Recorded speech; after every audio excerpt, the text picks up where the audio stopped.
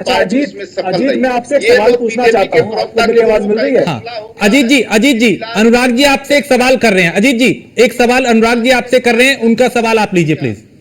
जी sir. Ajit, मेरा सवाल आपसे ये है अजीत भाई कि ये जो चुनाव था 2024 लोकसभा का, यहाँ पर अखिलेश यादव के पीडीएफ फॉर्मूले की जीत हुई या जो आपने बीजेपी के खिलाफ नैरेटिव सेट किया कि संविधान बदल देंगे उसकी जीत हुई? बिल्कुल स्पष्ट जवाब दीजिएगा आप मुझे। केवल संविधान ही मुद्दा नहीं है। इस देश में पेपर लीक मुद्दा है, इस देश में महंगाई मुद्दा है, इस देश में गैस सिलेंडर का दाम बढ़ा, आज बेरोजगार आत्महत्या कर रहा है, नीट का पेपर अभी देखिए मुद्दा चल रहा है। और संविधान की जो बात आई, जो सभी पार्टियां विपक्ष के इंडिया गठबंधन के लोग बोलना शुरू किए, ये बीजेपी के नेता बोलना शुरू किए। अनंत हेगड़े से लेकर के, राजस्थान की उप मुख्यमंत्री से लेकर के, लल्लू सिंह से लेकर के, इनके कम से कम 10 सांसद जो चुनाव लड़ने वाले थे संविधान बदलने की बात कर रहे थे। और चलिए अजीत, मैंने आपकी सारी बात मान ली। अजीत जी, मैंने आपकी सारी बात मान ली। चुनाव खत्म हो चुका है, आप लोग उम्मीद से ज्यादा सीटें जीत चुके हैं, लेकिन अखिलेश यादव ने अभी भी संविधान की कॉपी हाथ में क्यों ली है? ये क्या वजह है?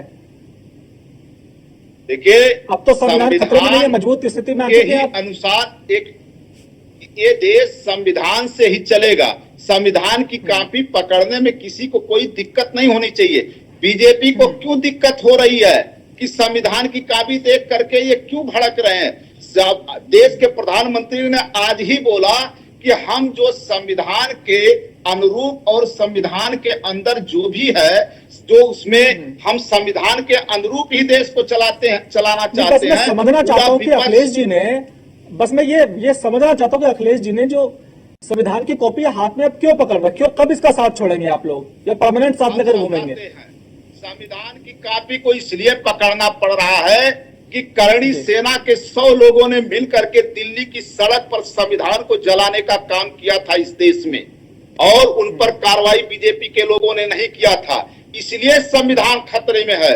और संविधान को बार बार, बाबा अंबेडकर जी के संविधान को लोगों ने, बीजेपी के लोगों ने जो है उसको कुछ उसके आर्टिकल को न मानने से भी ये लोग इनकार करते हैं। लेकिन चलेगा देश संविधान के ही अनुसार। आप बताइए, दिल्ली की सड़क पर संविधान जलाने का काम हुआ कि नहीं हुआ?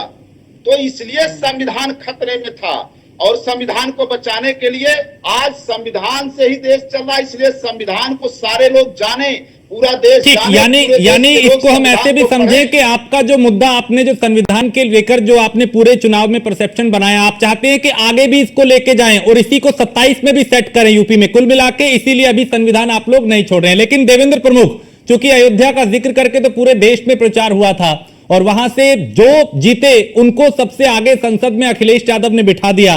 क्या ये भी ठीक वैसे ही था जैसा मैंने अजीत से भी कहा कि क्या जले पे नमक छिड़कने जैसा था? ये कैसे आप लोगों ने इस तस्वीर को देखा और कैसे आप इसका क्या आप लोग मायने समझ रहे हैं? क्या संदेश दे रहे हैं अखिलेश आपको? देखिए राजेश्वर, जिस तरह से आप अयोध्या की बात कर रहे हैं, हम डिबेट का हिस्सा हमेशा रहे थे और चुनाव के दौरान भी काफी डिबेटें हुई थी। हमारे साथी बड़े उत्साहित हैं और होना भी चाहिए भाई, लेकिन जिस तरह से पेश किया जा रहा है इसकी सच्चाई कुछ और है। और मैं धन्यवाद देना चाहता हूं अनुराग सर को, पाठक जी को, कि जिस तरह से उन्होंने काफी काम हद तक क्लियर कर दिया है और सारी चीजें वो पूछ ली है। इस देश में चल क्या रहा है? जब कोई बात आती है हिंदू की, मुसलमान की, धर्म की, तो भारतीय जनता पार्टी को इंगित किया जाता है। क्या अयोध्या में जिस तरह का ये काम हुआ है, जिस तरह की ये चीज निकल कर आ रही है, भाई हार जीत अलग की बात है। हाँ। आप देखिए कि आप उस पर क्या क्या बोले हैं, कितना आपका बयान कौन सा आया। संविधान बदलने की बात, 400 पार की बात, अगर ये सब बयानों की बात आए तो आपके बयान अगर दे तो पूरी डिबेट खत्म हो जाएगी। ये एक लोकतांत्रिक जीत होती है, इसको स्वीकार करना चाहिए और हमने ये स्वीकार कर ली।